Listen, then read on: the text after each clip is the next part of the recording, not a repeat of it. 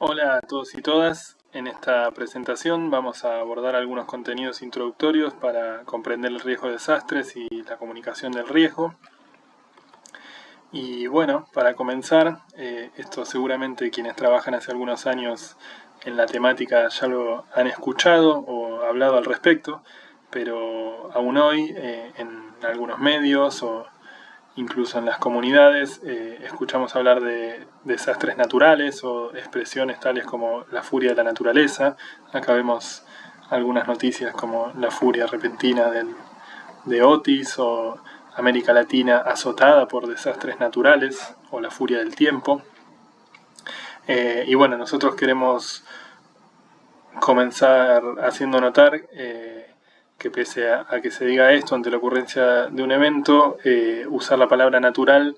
para describirlos puede darnos la impresión de que los desastres son inevitables y que la acción humana puede hacer poco o nada para prevenir o mitigar sus impactos. Entonces, si no es natural, ¿qué es un desastre? Acá, adoptando la terminología del marco de Sendai, vamos a entender al desastre como una perturbación grave del funcionamiento de una comunidad o una sociedad a cualquier escala, que se debe a la interacción de una amenaza con las condiciones de exposición, vulnerabilidad y capacidad de esa sociedad y que genera o da lugar a pérdidas e impactos, ya sean humanos, materiales, económicos o medioambientales. Bueno, pero para entender esta definición de desastre vamos a ir un paso más atrás y repasar nuevamente siguiendo la misma terminología algunos de los conceptos clave mencionados recién, que muchos de ustedes ya conocerán, pero que son necesarios para comprender también el enfoque de pronósticos basados en impacto. Veíamos recién la asociación del desastre con una causa de la naturaleza, pero lo que tiene un origen natural en ese caso es la amenaza. La amenaza la podemos definir como un proceso, fenómeno o actividad humana, es decir, que puede ser de origen natural o no serlo, y este proceso, por definición, puede causar la pérdida de vidas humanas, lesiones u otros impactos sobre la salud, daños materiales, trastornos sociales y económicos o la degradación del medio ambiente. Como veremos, el riesgo está también conformado por otros componentes además de la amenaza, como la exposición, que se define como la situación de las personas, infraestructuras, viviendas, capacidades de producción u otros bienes humanos situados en zonas expuestas o propensas al riesgo. La cuantificación de esa exposición puede, por ejemplo, incluir el número de personas o los tipos de bienes que están en una zona expuesta. Este es un factor también determinante del riesgo, porque de no encontrarse los mismos en entornos potencialmente peligrosos no existiría el riesgo, pero tampoco es el único, porque es posible estar expuesto o en una zona expuesta, pero no ser vulnerable al riesgo por contar con los recursos o capacidades suficientes. Y por último, la vulnerabilidad, que se define como aquellas condiciones determinadas por factores o procesos físicos, sociales, económicos o medioambientales que aumentan la susceptibilidad de un individuo, una comunidad, sus bienes o los sistemas a los impactos de las amenazas. Por este motivo se suele decir que los desastres no discriminan, pero los impactos sí, porque afectan desproporcionadamente a los sectores más vulnerables y agravan las desigualdades ya existentes o previas. Las capacidades, que se definen como la combinación de todas las fortalezas, atributos y recursos disponibles dentro de una organización, comunidad o sociedad para gestionar y reducir los riesgos de desastre y fortalecer la resiliencia. Y volveremos a esto en breve, pero el riesgo, que se define como la pérdida potencial de vidas, lesiones o bienes destruidos o dañados que podría sufrir un sistema, una sociedad o una comunidad en un periodo de tiempo específico y que se puede determinar probabilísticamente en función de la amenaza, la exposición, la vulnerabilidad y la capacidad. Y el impacto, que esta definición viene del trabajo de Sally Potter y Sarah Harrison y no de la terminología, pero que lo podemos definir como las consecuencias que ocurren como resultado de la interacción de la amenaza con las personas y los bienes. Los impactos están también influenciados por la exposición y la vulnerabilidad de esas personas en riesgo, tanto como por las características de la amenaza. Volvemos entonces acá a entender el riesgo de desastres como la consecuencia potencial de la interacción de estos distintos componentes o dimensiones del riesgo, que son el peligro o la amenaza, las condiciones específicas que hacen que las personas y los lugares estén expuestos y sean vulnerables. Entonces esto reafirma la idea inicial de que los desastres no son naturales, porque no es solo la amenaza de origen natural lo que los determina, sino que existen factores sociales como la pobreza o el desarrollo urbano no planificado que influyen en su generación y en la producción social del riesgo. Y las pérdidas y los impactos que se generan tienen que ver, además de con la gravedad de ese fenómeno peligroso o la amenaza, con la exposición y la vulnerabilidad de las personas y los lugares, y es fundamental contar con datos de exposición y vulnerabilidad para poder realizar evaluaciones de riesgo. Esto, para pensar los pronósticos basados en impacto, es imprescindible porque nos hace partir de la certeza de que el mayor riesgo puede no estar en aquel lugar donde una amenaza, por ejemplo un fenómeno meteorológico, alcance su mayor intensidad. Entonces, entender el riesgo de desastres en todas sus dimensiones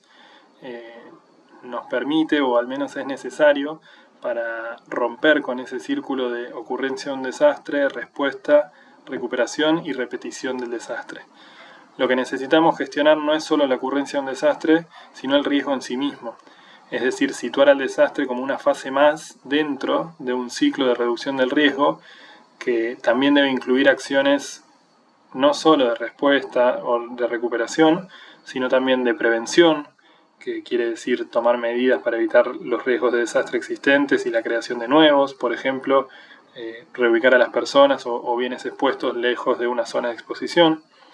Medidas de mitigación, que se refiere a disminuir o controlar los efectos adversos de las amenazas y los impactos asociados, por ejemplo, la construcción de defensas contra inundaciones o la aplicación de códigos estrictos de uso del suelo. Medidas de preparación, que se refiere a generar capacidades en los distintos actores para poder anticipar, responder y recuperarse eficazmente de los impactos de fenómenos o condiciones de peligro probables, inminentes o actuales. Por ejemplo, la instalación de sistemas de alerta temprana, la identificación de rutas de evacuación o la preparación de suministros necesarios para la emergencia. Y también medidas de acción anticipatoria que tienen que ver con ejecutar acciones para reducir los impactos de un evento pronosticado antes de que el mismo se concrete. Bueno, y en colaboración con los demás actores que intervienen en la reducción del riesgo de desastres, los servicios hidrometeorológicos nacionales tienen la misión de abordar sus necesidades y requerimientos de información. El funcionamiento de los servicios hidrometeorológicos nacionales se basa en un sistema integrado que puede sintetizarse más o menos siguiendo los modelos que vemos acá, y que incluye desde la observación y el monitoreo del tiempo a escala global, hasta el modelado, el pronóstico, la provisión de alertas y avisos y la aplicación de esa información en procesos de toma de decisiones para la acción temprana. Nosotros consideramos que trabajar en la mejora de esta, que comúnmente se denomina última milla, que hace referencia a todos aquellos procesos que se dan con posterioridad a la comunicación de la información meteorológica, como ser la interpretación de un pronóstico, la percepción del nivel de riesgo, el uso que se le da a esa información o cómo se aplica en un proceso de toma de decisiones. Bueno, trabajar en la mejora de esta última milla y en cerrar las brechas es fundamental para que la información meteorológica se traduzca en acciones tempranas que logren reducir el riesgo. Y acá nos enfocamos en un aspecto importante de esta última milla que tiene que ver con la comunicación del riesgo. Como decíamos, un pronóstico preciso no cumple su función si no se comunica eficazmente o si no se logra traducir en acciones tempranas. Algunos trabajos, como la edición del 2022 del Informe de Evaluación Global de las Naciones Unidas sobre la reducción del riesgo de desastres, han identificado algunos factores que explican esta dificultad en traducirse en acciones tempranas, como pueden ser la falta de comprensión en los avisos de alerta, la desconfianza en los mismos, la incertidumbre o falta de claridad sobre qué acciones tomar en base a esa información, o algunos motivos psicológicos, culturales o religiosos que influyen en la toma de decisiones de las personas. Y este mismo documento explora de alguna manera cómo las ciencias cognitivas y el comportamiento pueden ayudar a elaborar mensajes e intervenciones eficaces. Y como decíamos, la comunicación social del riesgo no se limita o no debe limitarse solo a la transmisión de un pronóstico hidrometeorológico, sino que también puede impulsar un diálogo informado y modificar la forma de pensar, sentir y actuar de las personas, y de esta manera reducir el riesgo de desastres. ¿Cómo lograr esto? Bueno, la comunicación puede mejorar la comprensión compartida que todos tenemos del riesgo y entenderlo como algo sistémico, de todas las dimensiones y no solo de la dimensión de la amenaza, como veíamos al principio. La comunicación puede cuestionar algunas creencias o prácticas infundadas que aumenten la vulnerabilidad de las personas. Puede propiciar un diálogo público para identificar roles o responsabilidades para reducir el riesgo. Puede fomentar una cultura de prevención y preparación más allá del desastre, y puede también ayudar a encontrar soluciones innovadoras. Entonces, la comunicación del riesgo tiene entonces de alguna manera como dos momentos o funciones que pueden consistir tanto en sensibilizar a una comunidad para que perciba el riesgo existente, como en promover acciones que le ayuden a reducir su vulnerabilidad y mejorar las capacidades de preparación y respuesta.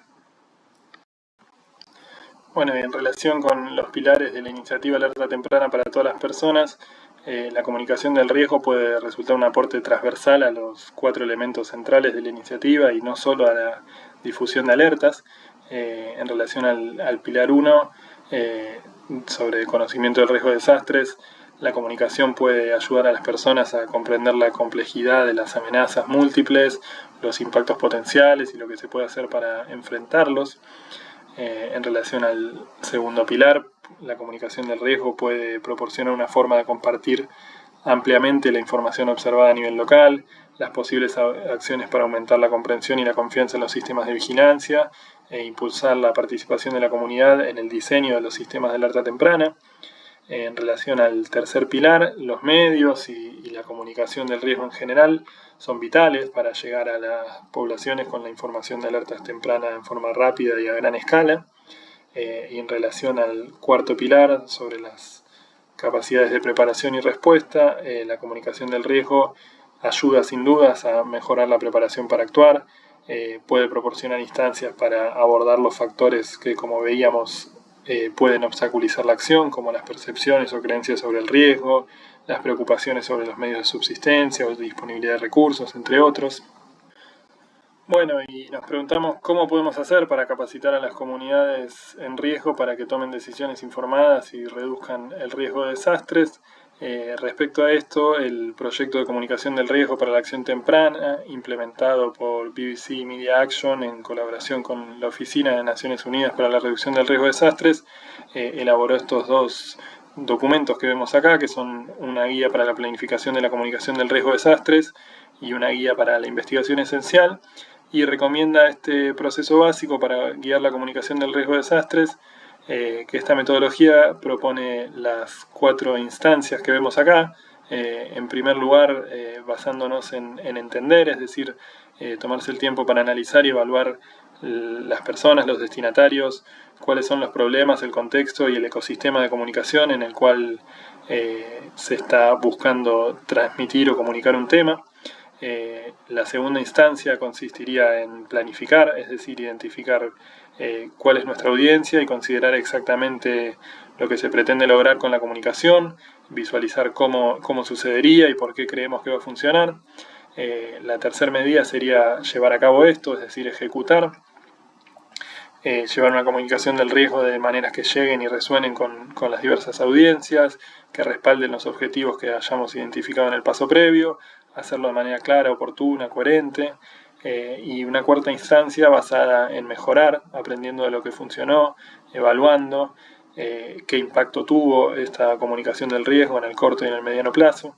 Bueno, este ciclo de comunicación del riesgo propuesto es un ciclo dinámico, no es lineal, puede terminar moviéndose de una instancia al segmento previo buscando reforzar algunas de las acciones que se hicieron o recolectar más información,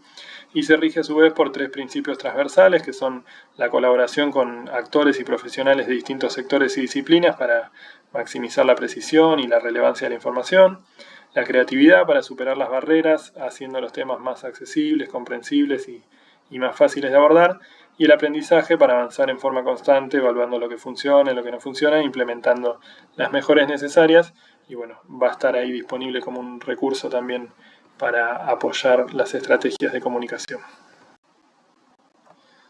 Ahora bien,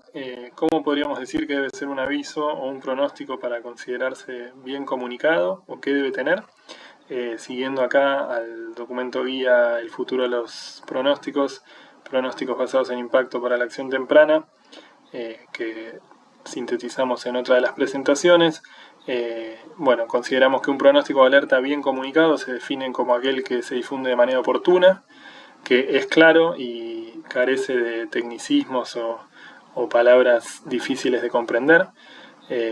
para el usuario al que va destinado, que es fácil de usar, que es fácil de entender, que es coherente, que es creíble, es decir, que los usuarios confían en el mismo, que es pertinente y que permite a los usuarios tomar decisiones y emprender acciones que redunden en la reducción de los impactos. Para esto tenemos que tener en cuenta desarrollar herramientas que sean culturalmente relevantes y fácilmente comprensibles para el público al cual estamos teniendo como objetivo.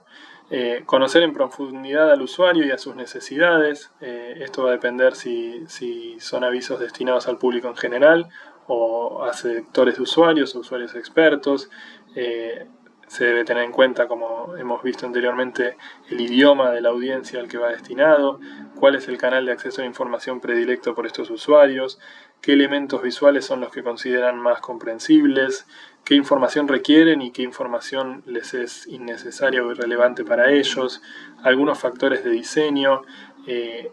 evaluar si es conveniente o útil comunicar la incertidumbre o no, dependiendo de esos usuarios al que va destinado. Otro aspecto importante a tener en cuenta es mantener la coherencia entre las distintas visualizaciones o formatos de un pronóstico o entre distintos emisores de información meteorológica que estén operando en una misma área. Comunicar el nivel de riesgo de forma comprensible y accesible, detallando los impactos previstos, su gravedad, su probabilidad y, bueno, como decíamos, comunicar la incertidumbre también de acuerdo o no según el usuario. En relación al enfoque de pronósticos basados en impacto, vamos a profundizar en esto en la continuidad del curso, pero a modo de introducción, un aviso de pronósticos basados en impacto debe responder al menos a las preguntas de qué va a pasar, cuándo va a pasar, cuán grave va a ser y dónde, y qué puede hacer uno para reducir esos impactos. Y dependiendo, como decíamos, del sector o de los usuarios a los que vaya destinado, la información que se incluya al respecto va a ser diferente. En las próximas presentaciones nos vamos a enfocar entonces en detalle en la evolución de las características de los sistemas de alerta temprana y en el potencial que tiene este enfoque de los pronósticos basados en impacto para mejorar la comunicación del riesgo. Muchas gracias.